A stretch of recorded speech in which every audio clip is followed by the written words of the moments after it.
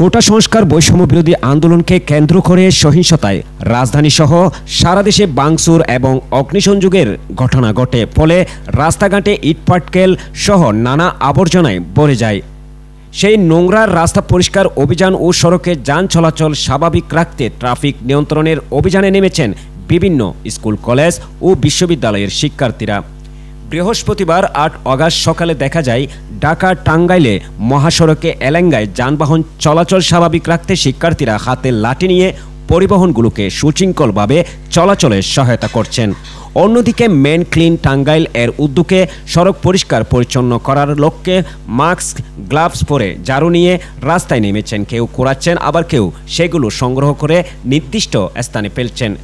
শিক্ষার্থীরা বলছেন, দেশব্যাপী বৈষম্য বিরোধী ছাত্র আন্দোলনের নেতৃত্বে সড়ক পরিচ্ছন্ন ও ট্রাফিক নিয়ন্ত্রণের কাজ চলছে।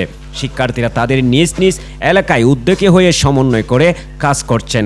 গত কয়েকদিনে রাস্তার অবস্থা খুব খারাপ ছিল। আমরা যতটুকু পারছি ততটুকু কাজ করছি। আমরা চাচ্ছি পরিচ্ছন্ন কর্মীদের উপর যেন বাড়তি চাপ না পড়ে, আমাদের সড়ক যেন সুন্দর থাকে, সেজন্য কাজ করছি। ট্রাফিক জ্যাম নিয়ন্ত্রণের কাজে সরকারি সাদাত কলেজের শিক্ষার্থী বেলাল তালুকদার বলেন, ট্রাফিক পুলিশ সদস্যরা এখনও তাদের কর্মস্থলে ফিরে আসেননি, তাই জনগণের দুর্ভোগ লাঘবে ও রাস্তার শৃঙ্খলা ফিরিয়ে আনতে পরিবহনগুলোকে সঠিকভাবে চলাচলে দায়িত্ব পালন করছি।